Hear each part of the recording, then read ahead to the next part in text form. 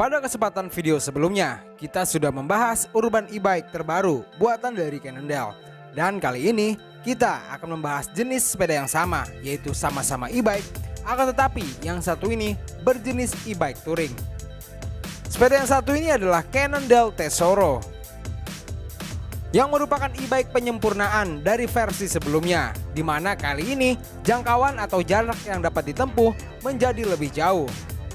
Semua itu tidak lain karena e-bike yang satu ini juga menggunakan motor dari Boss Performance Line CX terbaru, di mana motor ini dapat dibekali dengan baterai hingga berkapasitas 1000 Wh.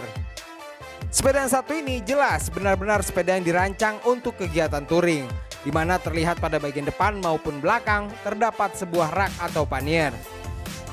All New Cannondale Tesoro memang dirancang untuk kegiatan touring, akan tetapi juga akan tetap nyaman jika digunakan di perkotaan. Lebih canggihnya lagi, e-bike yang satu ini tidak menggunakan gear pada bagian luar, akan tetapi menggunakan jenis internal gear yang sudah otomatis. Digerakkan dengan fan belt, di mana internal gear ini akan membaca apakah perlu melakukan perpindahan gigi atau shifting tanpa perlu melakukannya secara manual. Framenya disebut sebagai frame Smartform C1 Alloy, yang mana frame yang satu ini cukup kuat dan juga telah dikembangkan selama bertahun-tahun oleh Cannondale untuk menciptakan sebuah material alloy yang kuat akan tetapi memiliki berat yang cukup ringan. Seperti kebanyakan e-bike lain yang menggunakan motor terbaru dari Boss Performance Line CX tahun 2025, e-bike yang satu ini juga sudah menggunakan layar Kiox 300.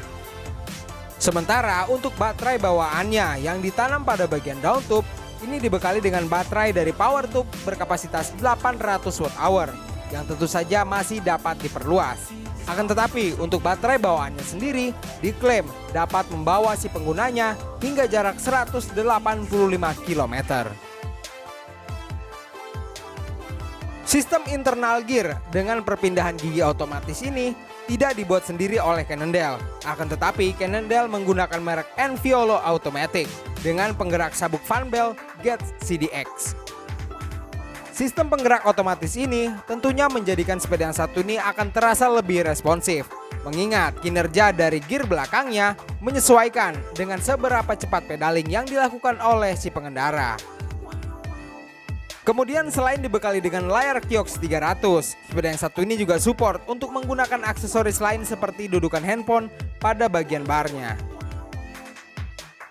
Rak yang digunakan untuk sepeda yang satu ini bukan sembarang rak. Raknya sendiri diberi nama rak lock, di mana bagian raknya ini juga dapat berfungsi sebagai pengunci sepeda.